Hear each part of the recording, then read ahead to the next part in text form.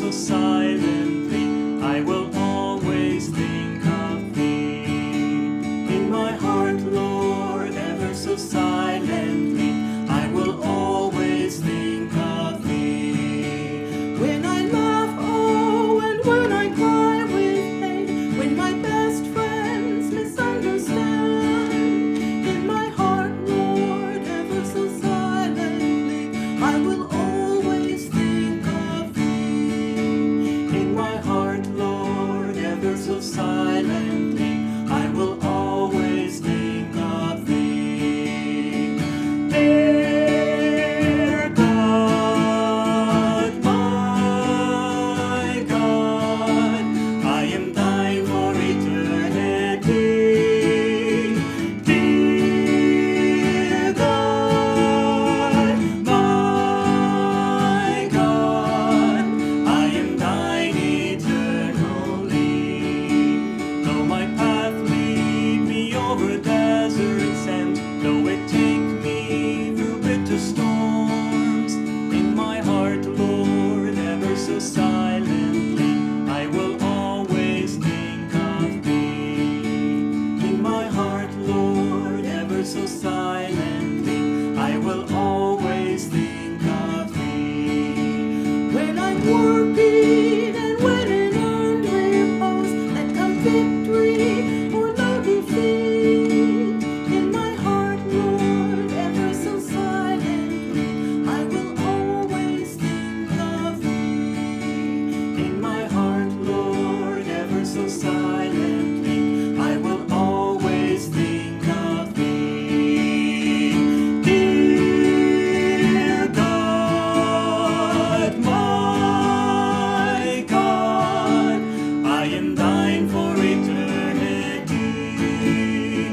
Dear God, my God, I am thine eternally.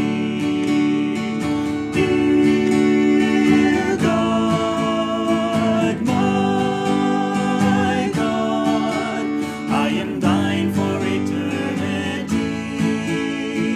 Dear God, my God, I am thine eternally.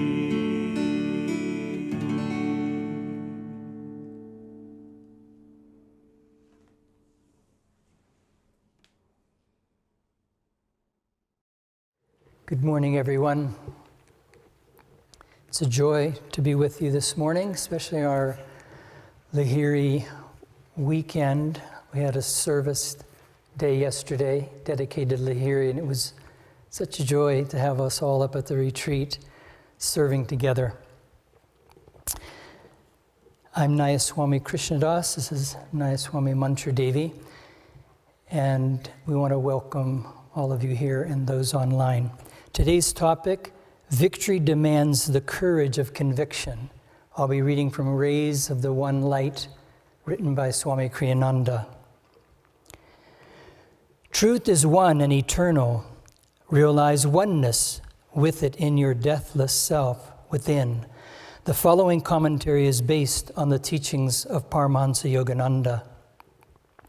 Jesus Christ said in the Gospel of St. Matthew, chapter 10, "Think not that I am come to send peace on earth. I came not to send peace, but a sword. For I am come to set a man at variance against his father, and a daughter against her mother, and the daughter-in-law against her mother-in-law. And a man's foes shall be they of his own household.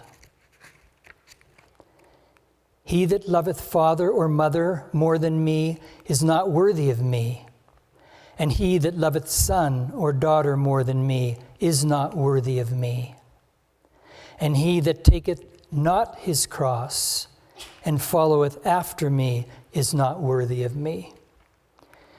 He that findeth, that is to say, that clingeth to his life, shall lose it. And he that loseth, in other words, that giveth up his life, for my sake shall find it.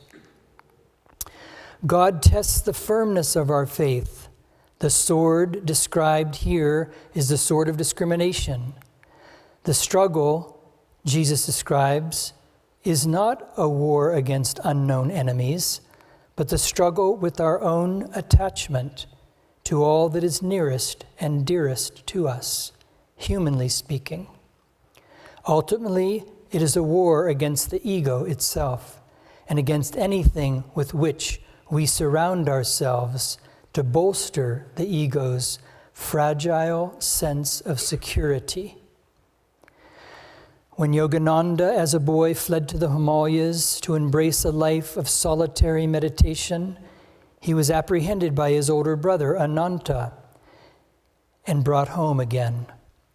At a certain point, before he would accept defeat, he whispered to his friend Amar, his companion on the flight, "Let us slip away when opportunity offers. We can go on foot to Rishikesh."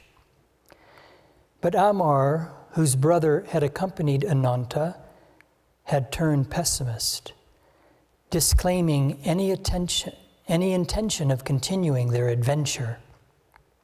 Yogananda's memorable comment on Amar's refusal was, he was enjoying the familial warmth. The spiritual warrior rejects the familial warmth.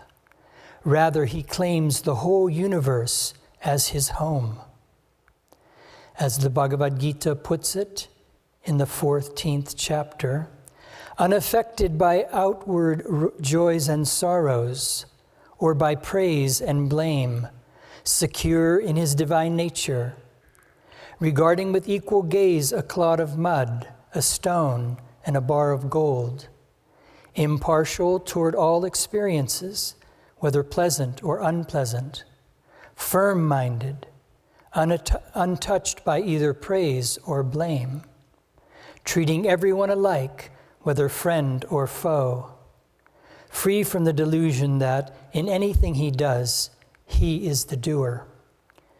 Such an one has transcended nature's triune qualities. Thus, through Holy Scripture, God has spoken to mankind. Om,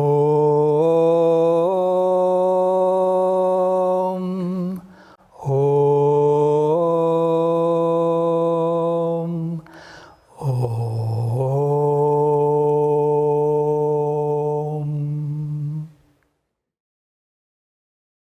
So I too would like to welcome you to Sunday service. It's a joy to be with you here today. So this subject, victory demands the conviction of the courage of our convictions. Okay, that's a real important subject to talk about, actually. But I'll start out with people go about their convictions in different ways. Some people circle around until they finally land on what they want to do. Other people jump right in and get busy doing things. But I saw a cartoon that showed one of these ways. There was a man, he was sitting in his armchair at home and he had the TV clicker in his hand. And he said, saying to his wife, he said, "Well, my doctor told me to start my exercise routine very slowly. So today I drove past a store that sold sweatpants." So, you know, it's like sometimes we do that. We circle and circle. When are we going to start working on our convictions? But I was thinking about this subject, and I could see it goes into 4 parts. 1, deciding what we want to be victorious about. 2, what are our convictions, deciding on them. 3, following through with them and having the courage to stand behind our convictions. And 4, attunement and devotion. So the first one is deciding, what do we want to be victorious about? Well, here at Ananda, we're pretty clear about the overreaching convictions that we have. We want to find God. That's really what we're focused on. And I think there are very few places, very few communities for sure, and even ashrams in India that are so focused as we are at Ananda. And that's all due to Master and Swami, that they have over and over again brought us in line with what we want. But we've circled around that sweatpants store so many times, and we've been coming around to it. And how many times have we just been totally consumed by our lives and those roles that we've been in? And I think a lot of you can identify with me with non-identifications of the roles that we've been in. I know when I grew up, I hung out with my friends, but I didn't always identify with the things they thought were real. And then when I didn't really identify with being a student, and then really going to college or university wasn't interesting to me, and a career wasn't interesting to me. And so I traveled a bit, I got into Hatha Yoga, and then I came to Ananda, and that is what interested me. And at that point, I knew that, okay, now I can put my energy into something, because this is something that I believe. Whereas before, it just wasn't there. And so even here at Ananda, okay, all the roles that we play and all the roles I've been in, and identifying with them, you can't really. I mean, I've been called many titles, you know, a minister, teacher, counselor. I've been a mom, I've been a wife, but even being a mom, I never identified really with that. I love my little child, I loved him dearly, but I never felt like a mother. And, you know, a wife, what is a wife? I live with my best friend. What is a minister or a teacher or a counselor? You're sharing the teachings, and we're being with people. And through all that, what I really identified with is friendship and the vows that we've taken. And even a Nayaswami vow, that is my personal covenant with God. So it's not like it's a role. You're not given a role because you're a Nayaswami.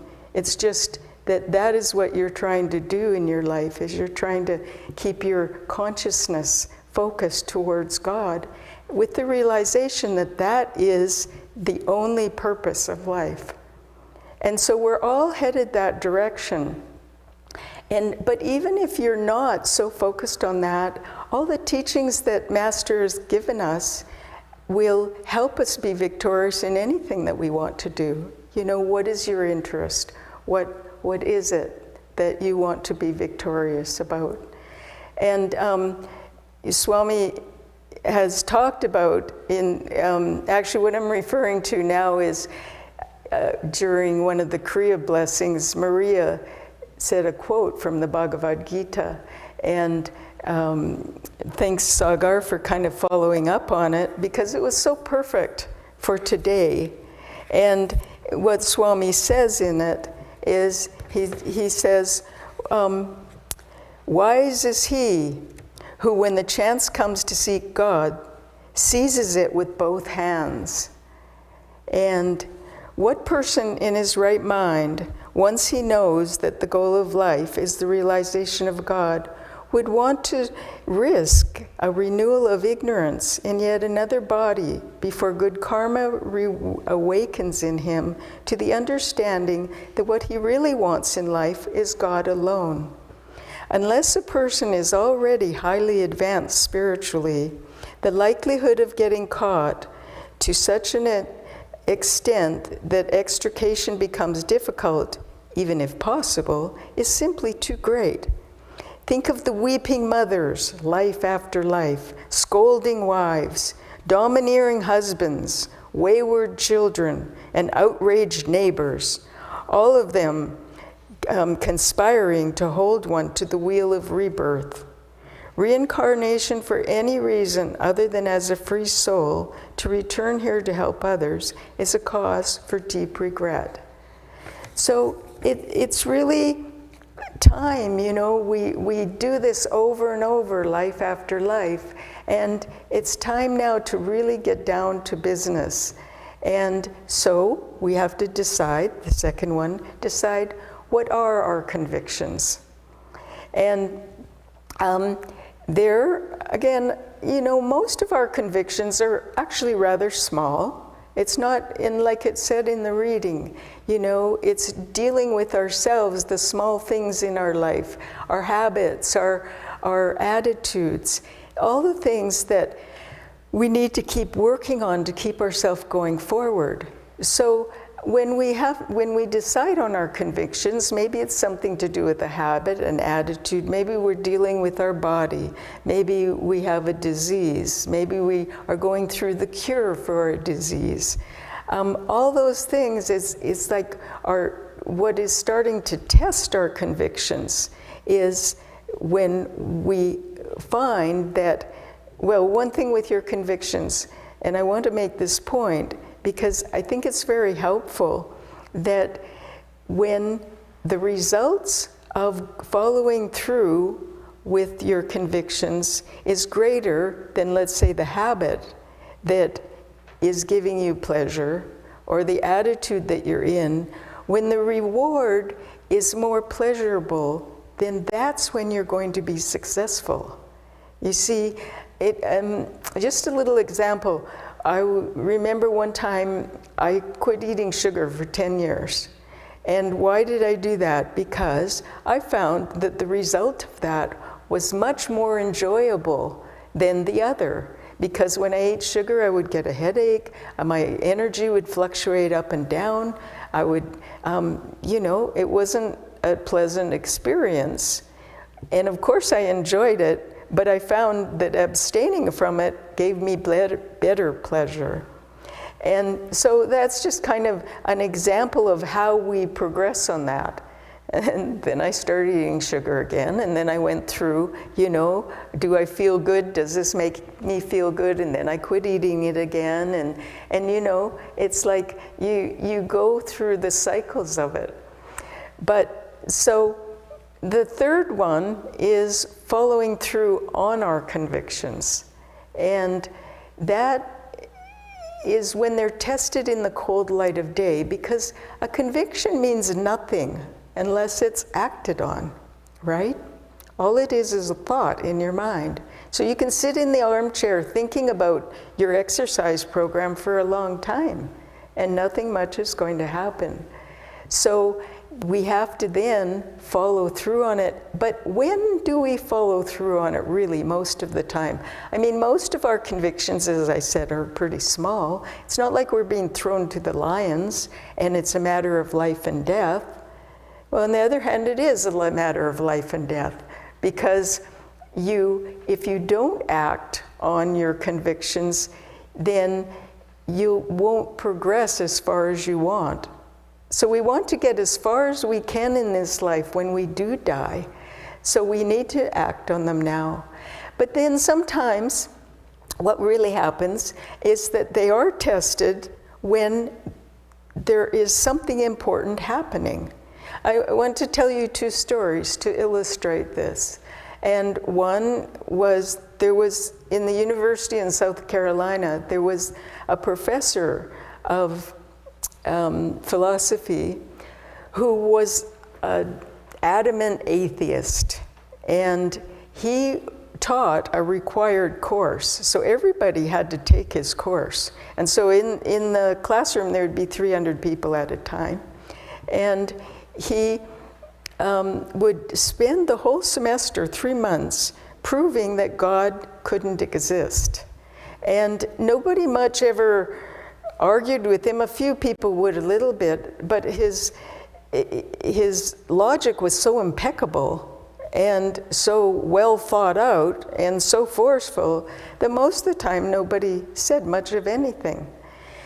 And so this went on for 20 years. And at the end of every semester, he would do the same thing. He would say, now, if anybody still believes there is a God, stand up. And nobody would stand up. And he said, because anybody who believes in God is a fool. And if God could prove himself, then he would stop this piece of chalk from breaking when it hits the floor. But he can't even do that. And so at some point, a freshman enrolled, and he was a young man and he was a Christian. He had a very, very deep faith in God. And he was really worried because he had heard about this professor. He'd heard about what the professor did on the last day of the class.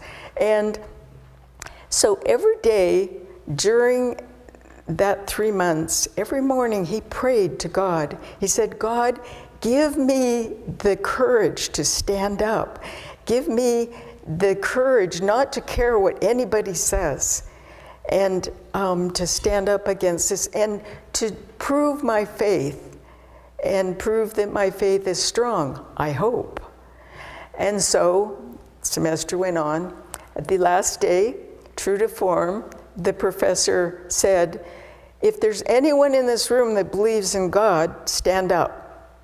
And the young man stood up, and all 300 people looked at him. And the professor said, you fool, if God exists, then he will keep this piece of chalk from breaking when it hits the floor. And he started to drop the piece of chalk, and it slipped out of his fingers, and it hit the cuff of his shirt.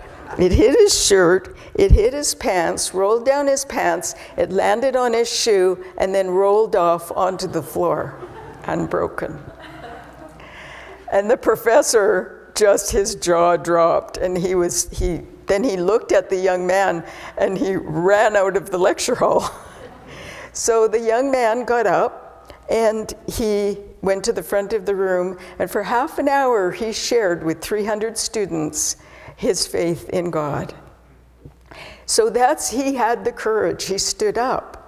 Now, there's another part to that. That's not only courage to your convictions, but I was thinking about this. So why did that happen then? It didn't happen any other time. Because nobody was praying.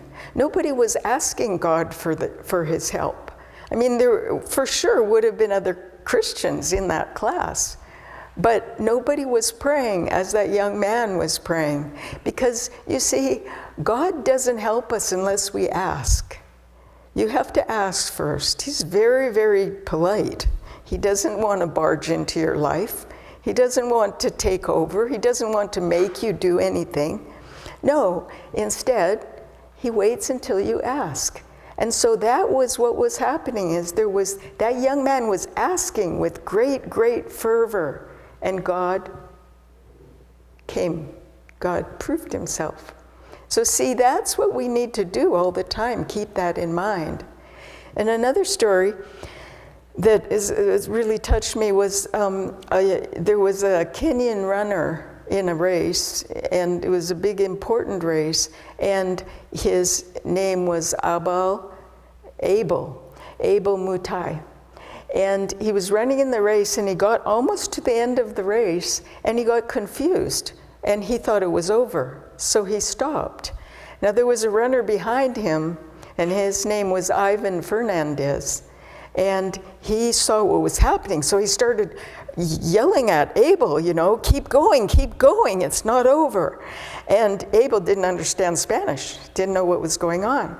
So Ivan pushed him to the finish line, and he finished. And then later a reporter was interviewing Ivan, and he said, why did you do that? And Ivan said, well, it's my dream to sometime have a community-type life where we not only push ourselves, but we help other people.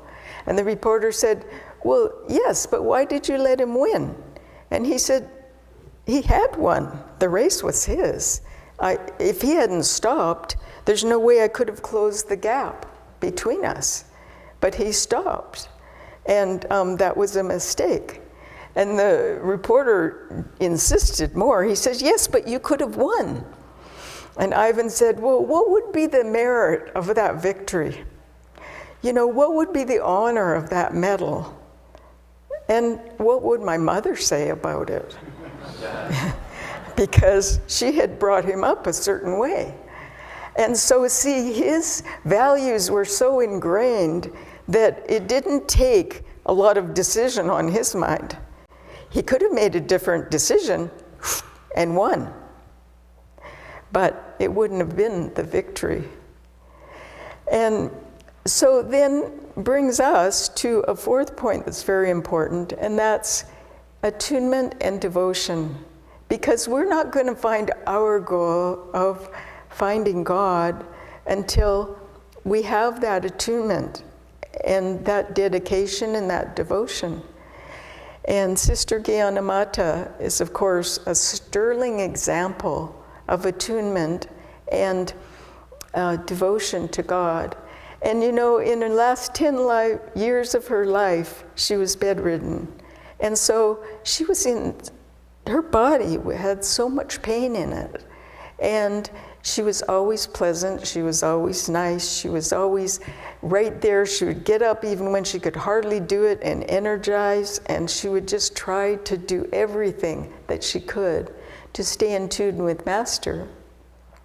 And one time he came after service, because he did service in, Hollywood, San Diego, all over the place.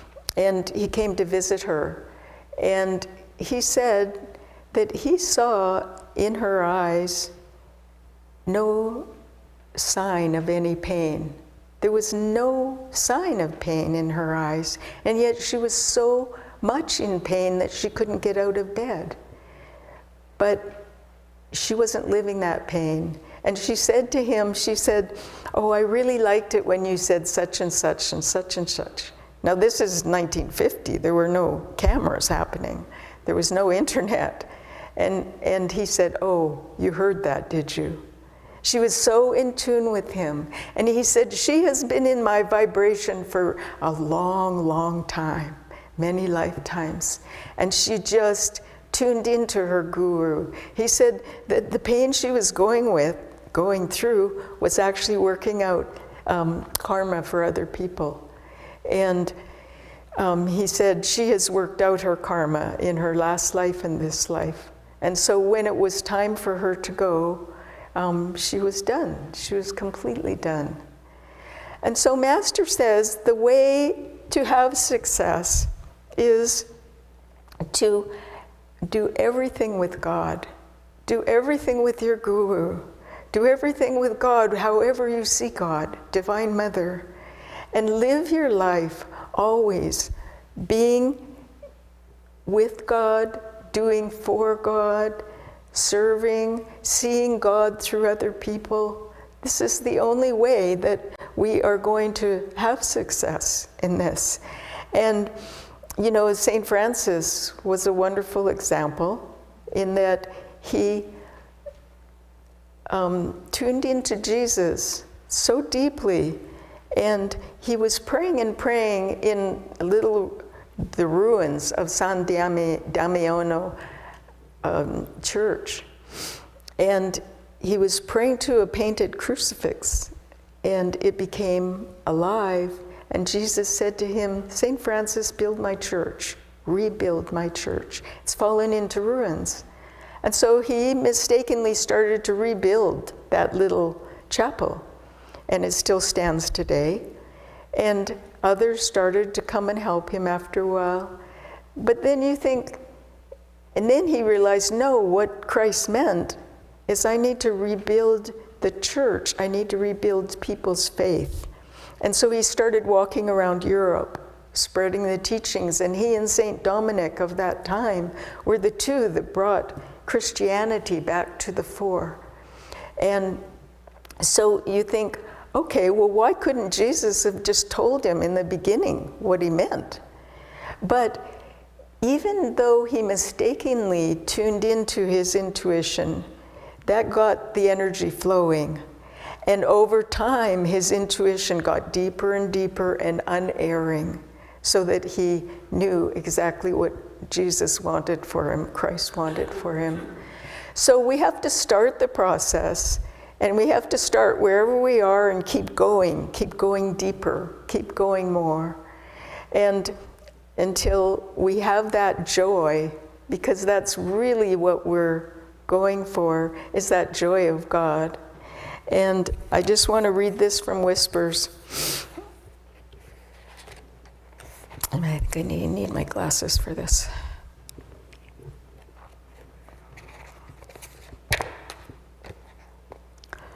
I will broadcast my voice with the chorus of thy songs. With the soft finger touches of my soul intuition, I tuned the radio of my inner perception. At first I caught only the sounds of nearby. Then came a symphony of inner harmony, followed by sweet strains from my heart's orchestra of finer feelings. And then came the swelling chorus of my age-long cravings for thee. All these I caught on the radio of my soul as I kept turning my perception, waiting to catch the whispers of thy voice. O guardian angel of all souls, with infinite patience I went on tuning my radio. At last, when I was almost prepared to give up further trying, thy song burst upon my heart. Oh, let me broadcast through my every word now the chorus of thy songs. And Swami said he never saw a saint that wasn't joyful. God bless you.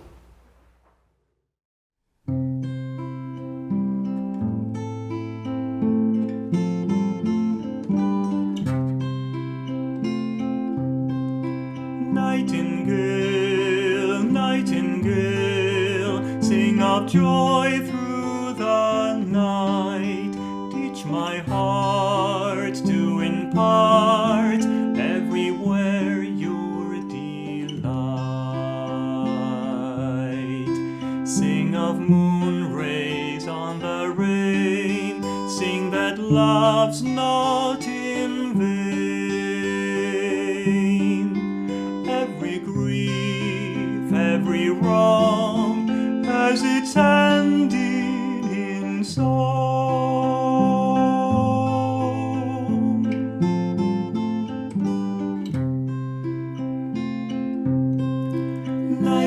Nightingale, nightingale, sing of joy through the night.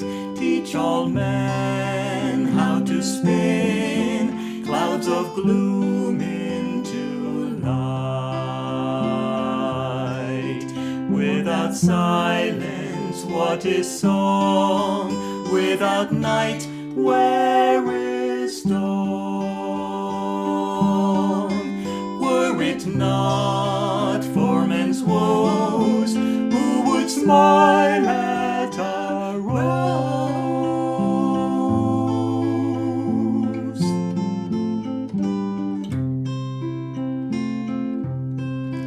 Nightingale, nightingale, sing of joy through the night. Let each tone silence groan, earth and heaven unite. Morning laughter, evening tears, snow and blossoms all fade. Joy must sing in the night to face change unafraid.